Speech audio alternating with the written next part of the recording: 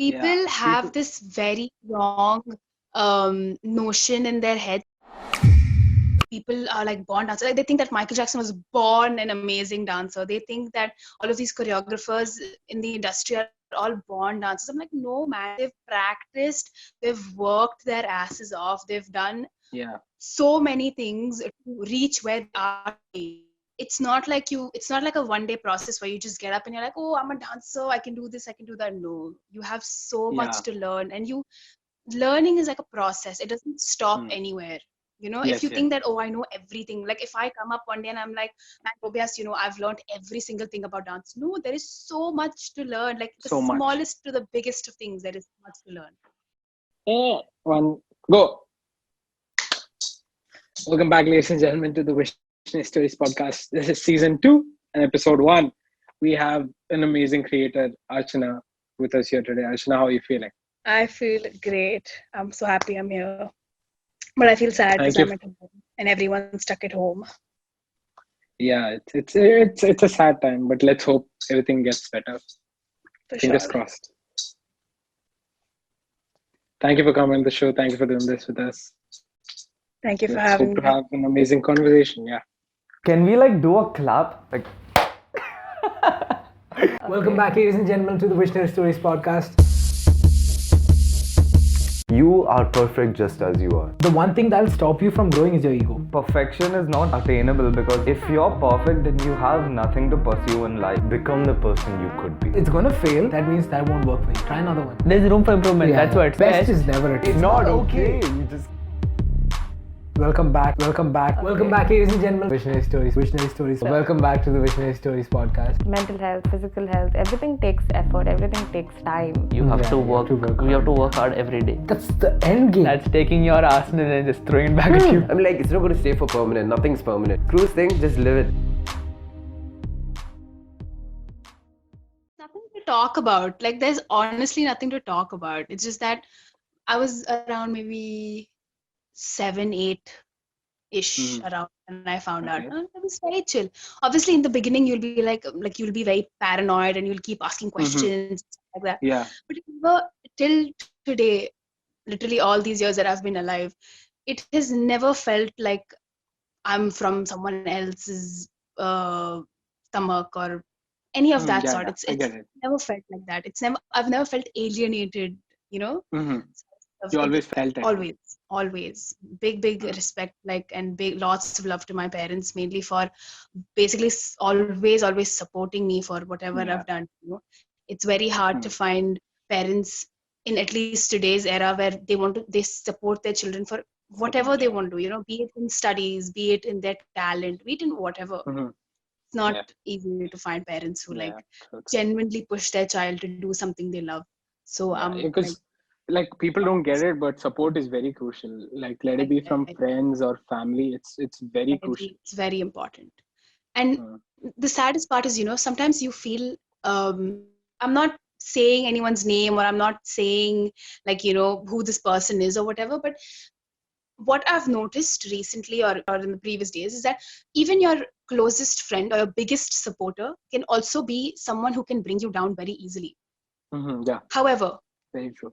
Be it intimidating, it can be very pessimistic about their views. To keep your mind very strong through all of that is also a very, very major process in building yourself as a person or however in your talent. It's straight out super difficult. So it is. That's why you need people who'll always bring you up. However down, however low you feel, however sad you feel, you need people who will always push you up no matter what.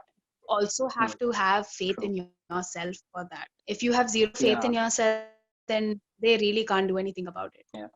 I remember saying this before, it usually comes down to how bad you want it, and it's all in your mind, that whole game of am I good at this? Exactly. It's all about honestly, there is two things. Okay, one is you should firstly, if it's something negative and it's not true, just then don't even wait and hear about it. I call it the bullshit filter, where you filter out whatever is not good. I mean, whatever is straight up bullshit, and like you just filter that part out. You don't even need that. Okay. And then Exactly. sometimes, like there is this process where we work ourselves too much and we burn out, and that's like a pretty Yeah. bad situation.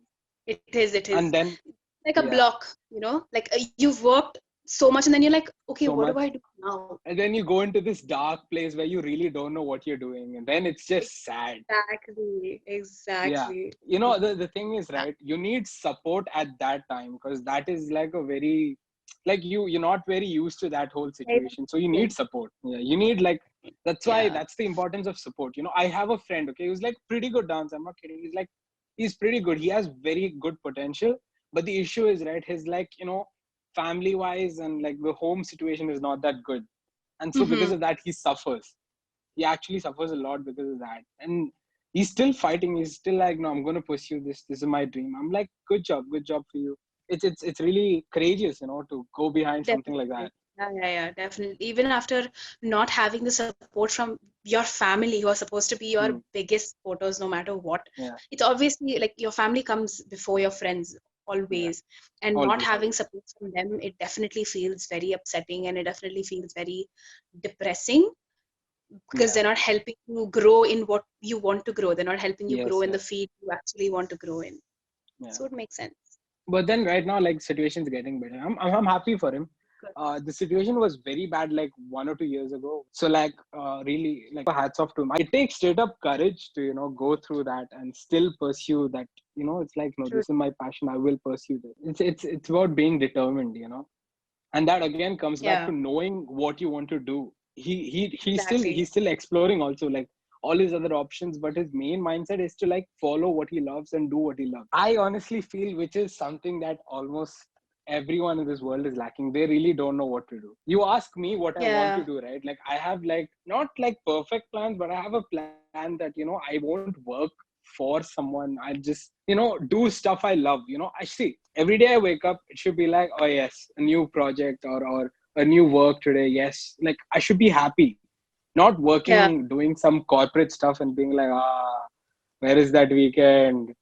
I just don't like that life. Yeah, I haven't reached there yet. I haven't. Honestly speaking, I don't know what I'm going to do. I don't know if I want to work. I don't know if I have no idea.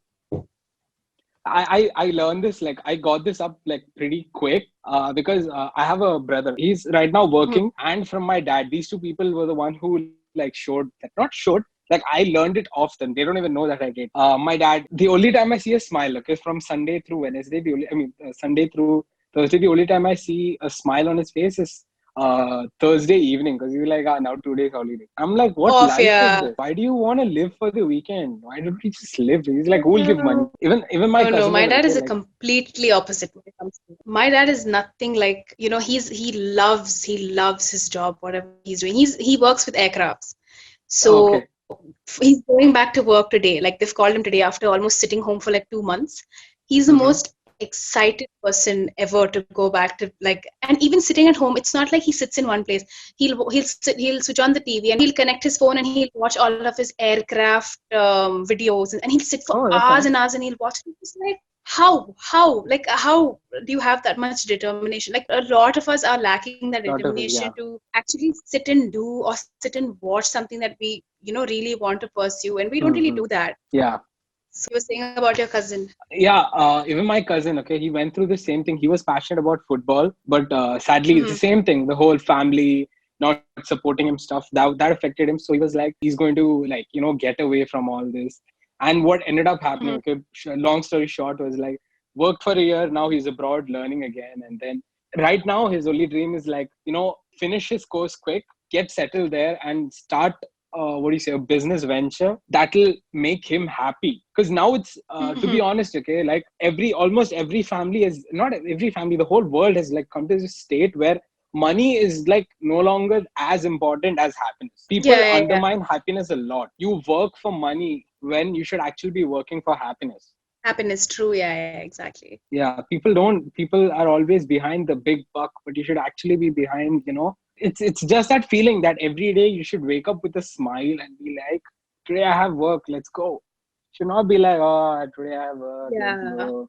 Basically, you have to wake up to do something that you love every single day, till the day you are like, you know, Yeah. you are done and you retire, you should be happy that, okay, you know, I've had like a good, like I've worked very well and stuff. It's not like I woke up every day and like I Yeah. was a sloth sort of, no. Yeah. So It should be yeah. like, you know, like when you take a week off and then when you're going back in, you should be like, oh yeah, a long time, let's go. That energy Exactly. should be there. People lack that a True, lot. true. Yeah. Maybe because they can't help it, you know, like maybe they didn't get what they actually wanted to do. They had to do Maybe. something else, or choose a different profession or something like that, you know. No, but then it takes a lot of courage, you know, like if you're in a profession that you don't really like, to like quit that and change and go to something that you are actually passionate about, it takes a lot of courage. Yeah, It it takes a hell does. lot of And courage. time also. So tell me, how did you find yourself as a dancer? Tell me, how's that big story? First of all, there's no big story. Okay. I was very small when I started. I've been dancing for almost 15, 16 years now of my life. And I started when I was very small. I didn't even know that I had, like when you're that young, you don't even know that, you know, you have a passion for dance and all that. Yeah. I did Bharatanatyam for like almost 2 years. Yeah. I'm sorry, but I did not enjoy it at all. Okay. And then my mom put me in some Bollywood dance class or something. I was staying in Bombay, and then I came back to Kuwait, and then I went back to Bombay, and then came back. So it was like a very back and forth sort of situation. So I did Bollywood, which didn't even feel like Bollywood. It was basically very confusing. Okay, and then yeah. when I came Get back to Kuwait, I joined Delusions. That's when I joined Delusions. Like the day I landed, the day I went and joined classes, like my dad's colleague knew her and everything, and he was like, you know, I know this person, and you know, you should join and stuff. And that's when I started, and since then till now with them. Like nobody is a born dancer. I used to suck. I was terrible. I'm not saying that I'm amazing now. I still have so much to learn, but I used to be very bad. Like you asked my son, he used to say 1, 2, 3. I used to do 4, 5, 6. That's basically how it used to be. Yeah. And I guess after I actually started dancing, I got used to it. And then I saw Michael Jackson and I saw Elvis Presley and all these people dance, and I was like, oh, I really want to, you know, do something. I really want to become a dancer. And that's when I started being very passionate about like the whole dance scene and stuff like that. That's my story. Nice. I mean, like you said, you're into sports too. Like, how did you fall for that? Like where did you find sports in this journey of dance? Sports, I actually was like put into. I was put into basketball. That's how I started. I started with basketball, and then I had swimming. So I used to alternate between these two. And then after, like, I think when I reached 7th or 8th is when I got into athletics. Okay. So it was not like I always wanted to do sports or something like that, but I eventually started having a liking towards it and stuff. And now I started taking it very seriously, like how I take dance seriously. What events do you do? My events for athletics, 100, 200 and high jump. Okay, so you run basically. Jump, yeah, basically. Okay, so like, what are your thoughts like when you're like, you know, in the starting position and like the person's counting down, like what's in your head? Like, what is your whole preparation to that? Or you clear your mind? You clear your mind. My mind is very clear. Before I do anything, I make sure I clear my mind. I cannot do anything with my mind full of like thoughts and stuff. Obviously, in the beginning, it's like my heart is like here at the starting line. My heart is like here, and you're waiting for him to like say go, and then it's like, oh, it started, like, you know, like that. Yeah. So it's obviously very nerve-wracking because you don't know what to expect. Like you don't know how the other people will run. You don't know how the other people will perform. I basically look at the finish line. I don't look at anything else. There's no losing or there's no winning. Obviously, there's winning in my head, but then there's more of finishing the race, which matters the most. Finishing the race, yeah. So like when you were young, like you moved back and forth, like Bombay and Kuwait. Like how was that like on you? Because you were pretty young at the time. Like did it like affect you major? Like there was no home for you. Did you have that feeling, or was it like I don't even know what? No, I didn't have that. I didn't even know what was happening because, like I said, I was very small when it happened. It was like senior KG, junior KG. I was in Kuwait, and then first and second I did in Bombay, and then from third till now I've been in Kuwait. Okay. So it was very confusing because, I had to, back in senior KG, junior KG, I don't even remember who my friends were. Yeah. And then in Bombay, I have like all these childhood friends that I've grown up with and I've lived around with. So then coming back and then staying without them at all was definitely hard. But then you eventually learn how to make new friends and you learn how to like gelling and stuff like that. So it was very, I don't really remember most of it. Okay, so you've been to both paths, right? Like the schooling in India and the schooling here. Yeah. Yeah. So what do you think is like the major difference, like when you look at like the school part? Overall, I feel like, when it comes to so many aspects, like many aspects are different. When it comes to making friends, when it comes to extracurricular activities, when it comes to academics, it's very different in Kuwait as well as India. Mainly because in Kuwait, for some, I don't know, it's my personal opinion that I find it very easy to make friends over here rather than make friends back in India. I don't know why it's that thought there in my head. I feel like people are very, very much more open over here, to more welcoming to make new friends and stuff like that. Unlike India, I remember having 2 friends in my class. And I'm very thankful that I had those 2 friends in first as well as second standard. And then I came back to Kuwait. And the thing is, obviously on the first day, you can't make friends like instantly and stuff like that. Yeah. My best friend today was the most horrible person to me on the first day of school. She was so rude and she was so mean. And then later on, we started dancing. We had the liking towards dancing and everything. And that's when we were like, oh, like, we can be good friends. And that's until today, we've been best friends since then. And then when it comes to co-curricular activities, India doesn't encourage you a lot. When it comes to co-curricular activities, they're very focused on studying and very focused on academically building a child. When you come to Kuwait, or like every single school you go to, they have so many extracurricular. See, our school itself, they encourage us in so many things, which is actually good for a person's growth, mainly because you just don't grow academically, you grow in so many ways. You learn how to be social, you learn how to open up to people, you learn how to make groups, you learn how to be a leader, so many things, which is slowly growing now, I guess, in India. Oh, that's nice. So, do you want to ask me any questions? It can be anything related to the podcast. Or how did you start this podcast? Like, what came in your mind before you started all this? So, funny story. It came from being challenged. So this I was into podcast. Okay, this started in 10th standard, where I slowly was like, oh, there is this thing called a podcast. Like most people, this is the worst part about like this whole community. The whole podcast community, audio books, that full community is like not much people know about it. And that's actually sad because this full sector is like, what do you say, a knowledge giving place. You can learn so much. Like this, people are like 1 hour podcast and all, we can't hear, but you hear that 1 hour podcast, you will get like, I don't know, like at least 75% of that podcast will be like something you can use in your life. So people don't understand that. So that's the saddest part about the whole podcast thing. And I got to know about the whole being of a podcast in 10th standard. And it was during the whole board exam where I wanted to like, I was like, no, let's learn something. Let's explore something I haven't. And then I got this.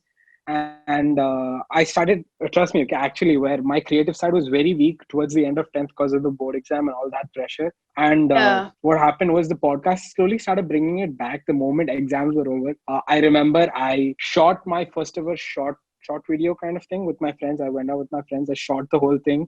I posted it this like 2-3 weeks ago. So it was always like a struggle. And podcast is what honestly got me back to the creative side. It got me back in touch. So ever since then, I was always a constant listener. And until like last year, around this time, March time, I was in India. And on my way back, I was listening to the podcast. My dad was asleep next to me. And I was listening to this and I was like, oh, you know what? I think this is lacking here. I feel like people listening, like that connection is not there. This is not there. I was like, okay, you know what? I'll challenge this. I'll challenge this and I'll give this a shot. And that's honestly how the whole idea of a podcast started. Then it was there, like the whole story is there. Like I first tried it out. I was like, hey, this doesn't sound good. I left that whole topic. And this is again a very important part of whatever you do. It's learning. You have to learn a lot. You have to see. it's not always practical. Sometimes there is theoretical knowledge. The gap true. between today's season 2 and the last episode of season 1, there was a whole gap, where I learned so much, like social media influence and how to use like Instagram and all properly for the podcast. Like there is so much that there is so much knowledge that you can gain for this. And so that's why that's the main reason I took a break. Not just studies, was so that I could become better. And that's how the podcast started. The whole process and cleaning up, reading. Crazy. Like from the day you told me, before all this happened, I had watched, I think, around 3 or 4 of them. And the first one, I was like, oh my God, it's so long. Like, how can I finish it and stuff like that?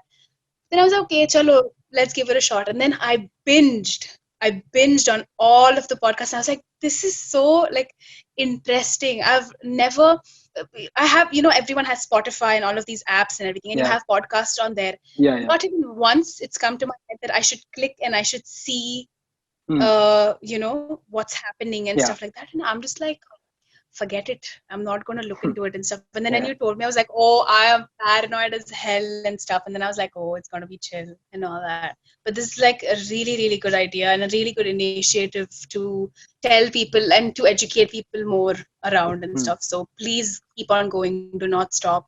Yeah. And don't stop dancing as well. I don't know why you've stopped posting your dances and stuff like that. You've got to. See, this is the thing, I feel like everyone's equal. Matlab, you're a dancer, you're an athlete, but you're human.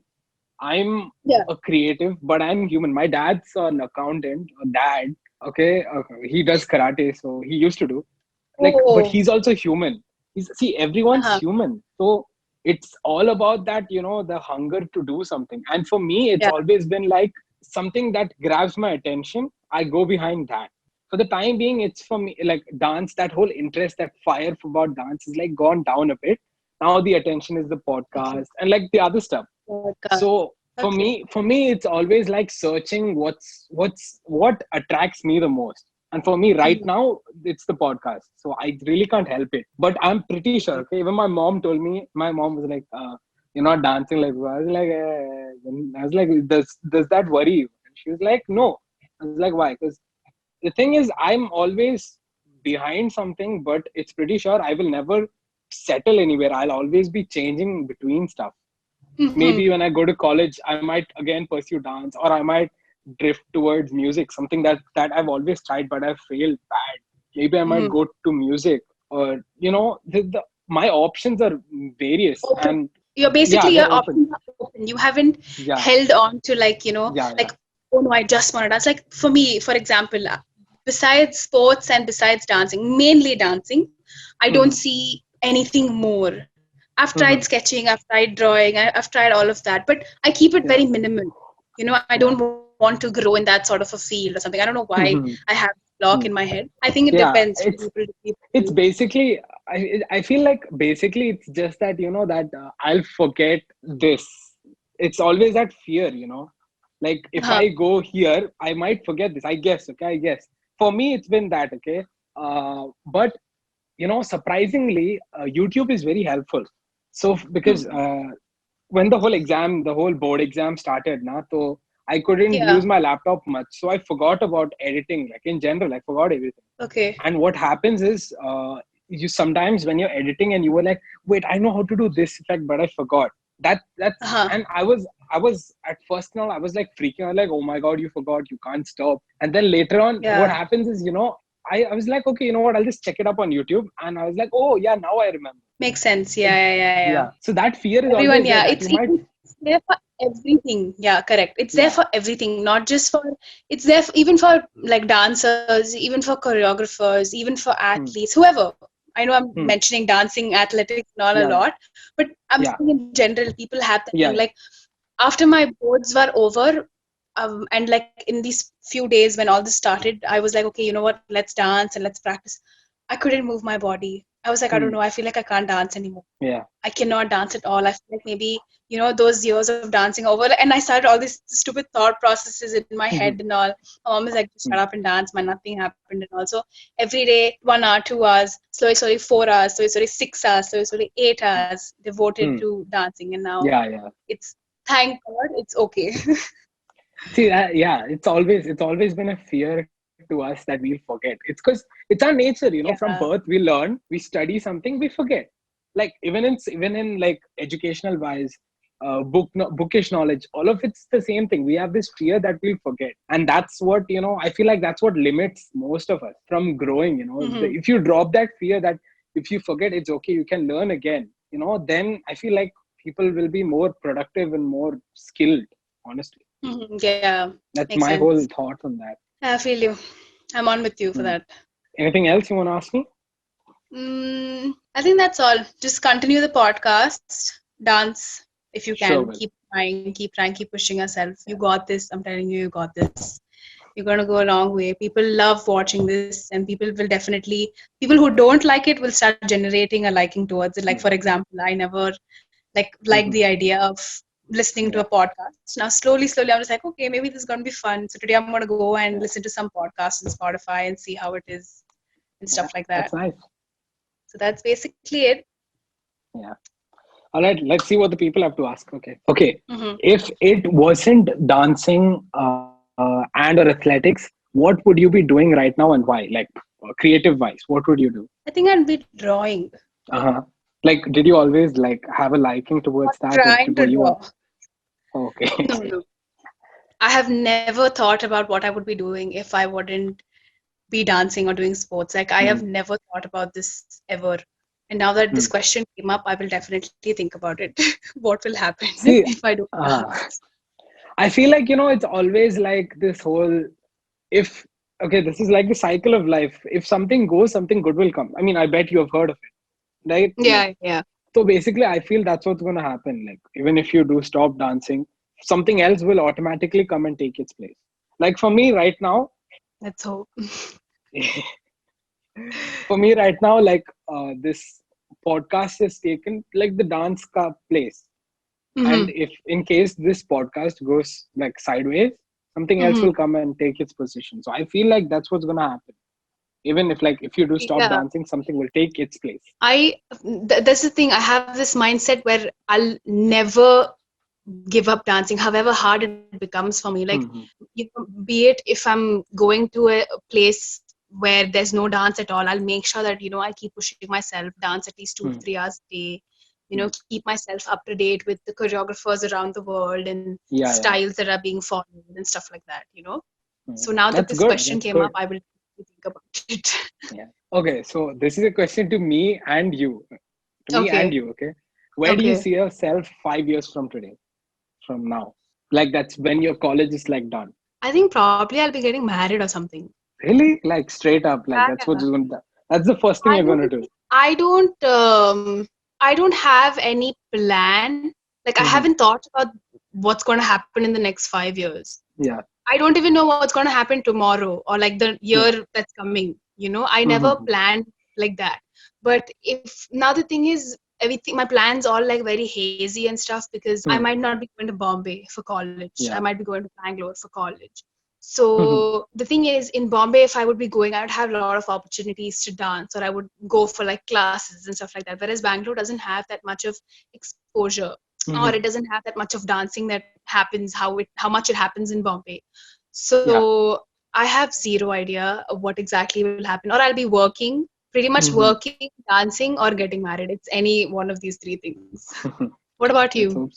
Me, so I've seen, because I have, I don't know if you know, but I have 2 sisters, a cousin sister, and 3 cousin brothers, like who I am in immediate contact with. And the best thing about being the youngest is you get to learn from others' mistakes. Yeah, true. That is it. I have one elder brother. I know this.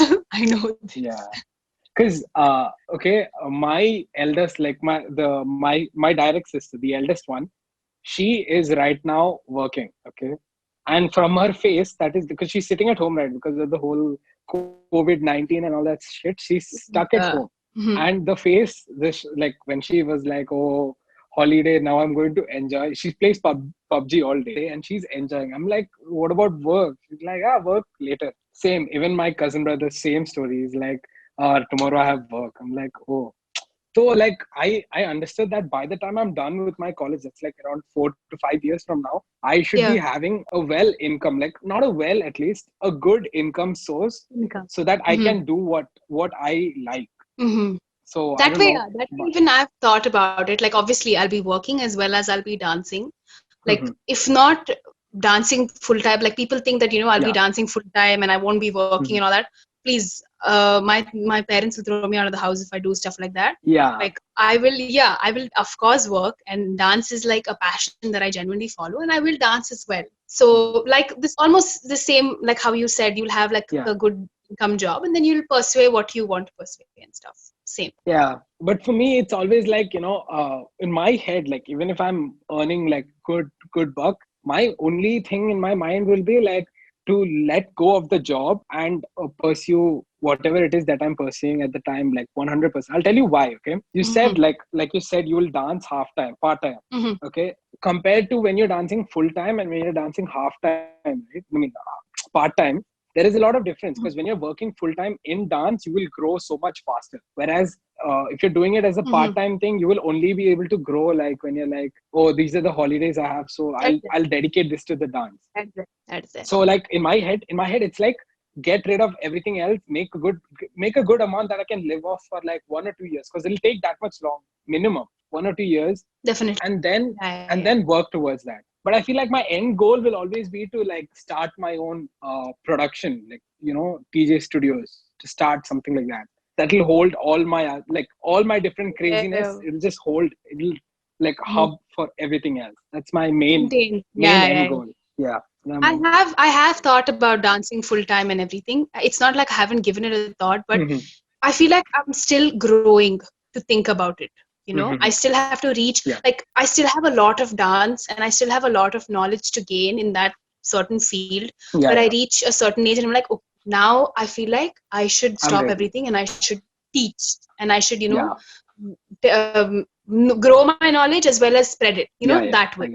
I've given it a thought, but I'm still like, again, it takes a lot of courage to be like, fine, now I'll do this full time.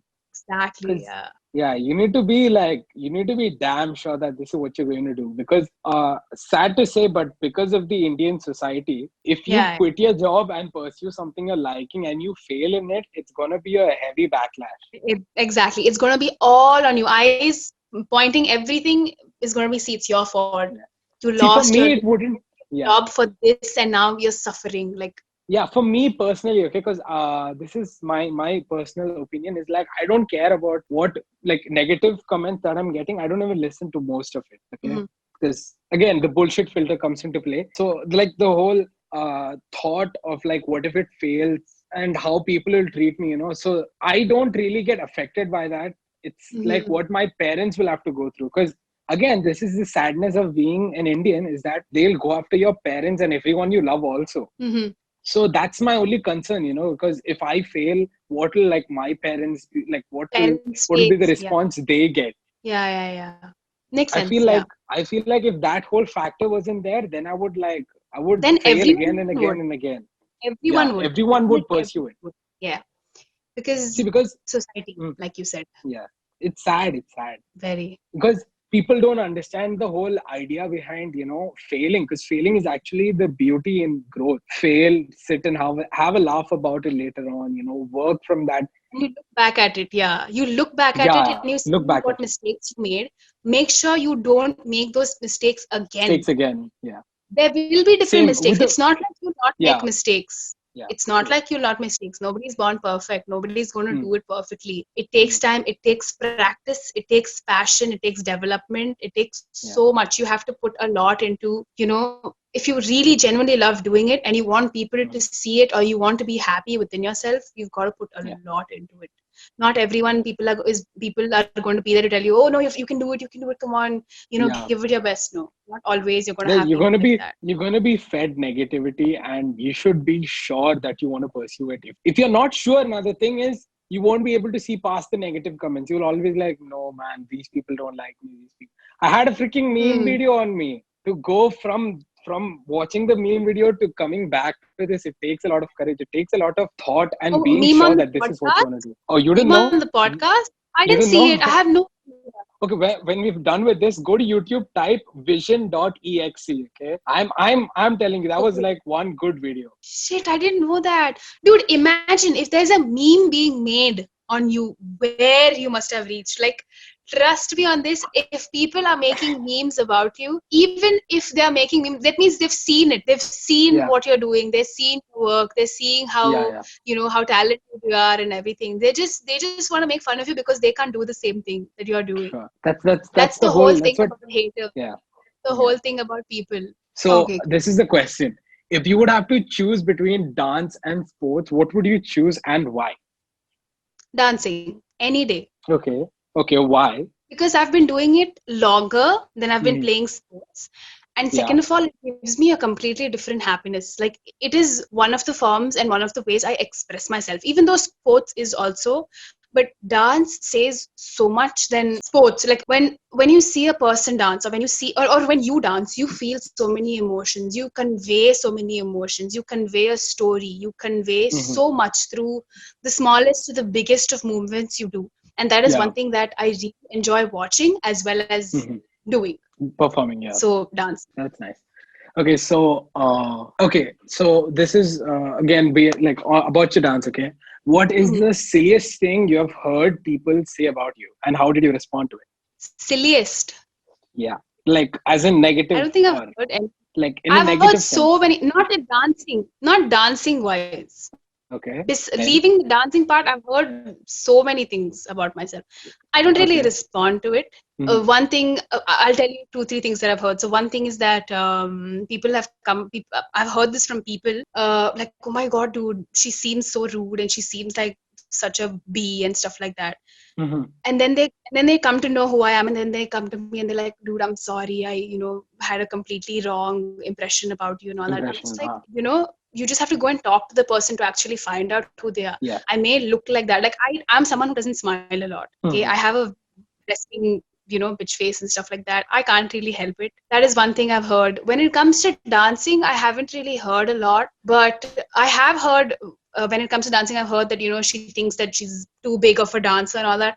I don't think I'm too big of anything. I'm just doing what I love, and I just put a lot of work into what I love, even though I mess up a lot. I mess up royally on stage. People who don't know the routine will have no idea about it. People who know the routine, they know. I'm sure you know. That's always the... I mess up royally. I mess up. But yeah, I basically just enjoy what I do, and I just put a lot of work into it. I just work really hard because it makes me happy. It's not like I want to show someone that, oh, I can dance like this well. I want to show people that, I can do this, I can do that. That is, one is the face, one is how mean I feel, and one is this.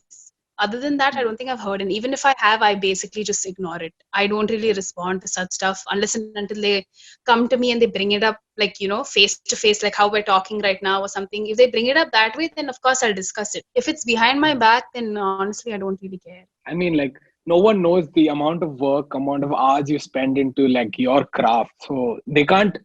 So that's why the main reason I'm saying ignore your haters, because don't completely ignore them, because they have something. Some people have something valuable. I do not ignore my haters at all. I actually like constructive criticism. Yes, you should always appreciate. I always appreciate constructive criticism, mainly because you grow. You learn from that. You grow a lot. It helps you not make those mistakes again.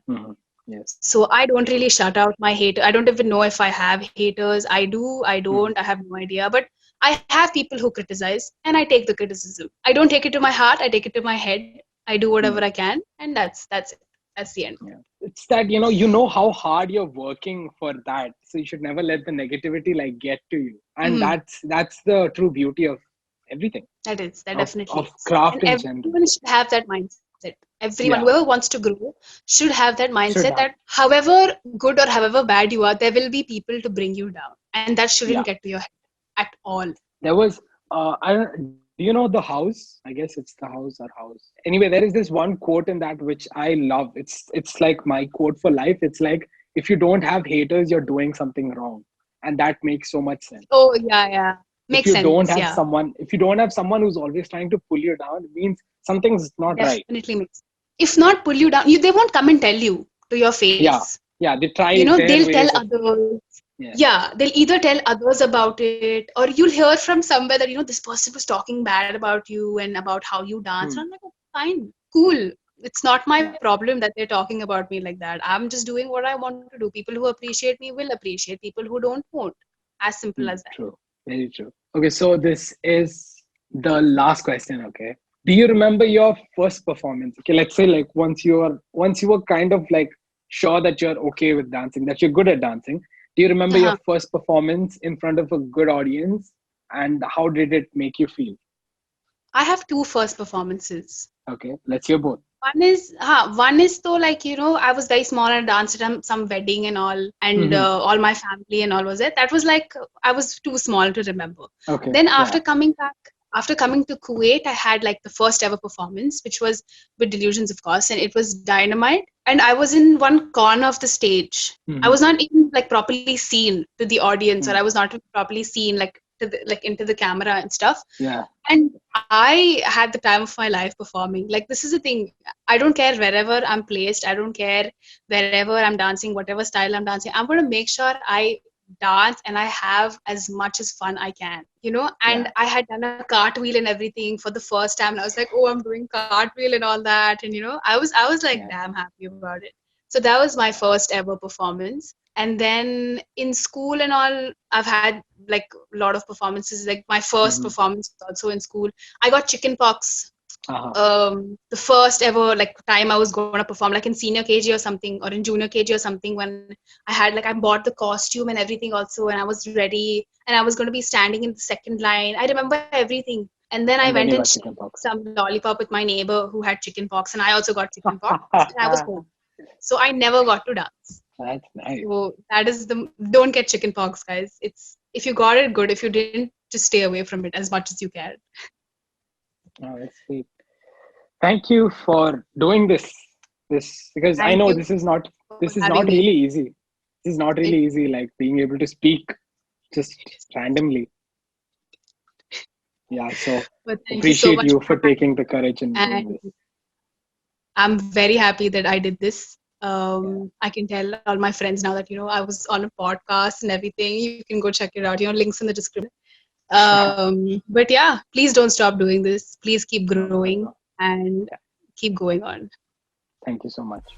Thank you.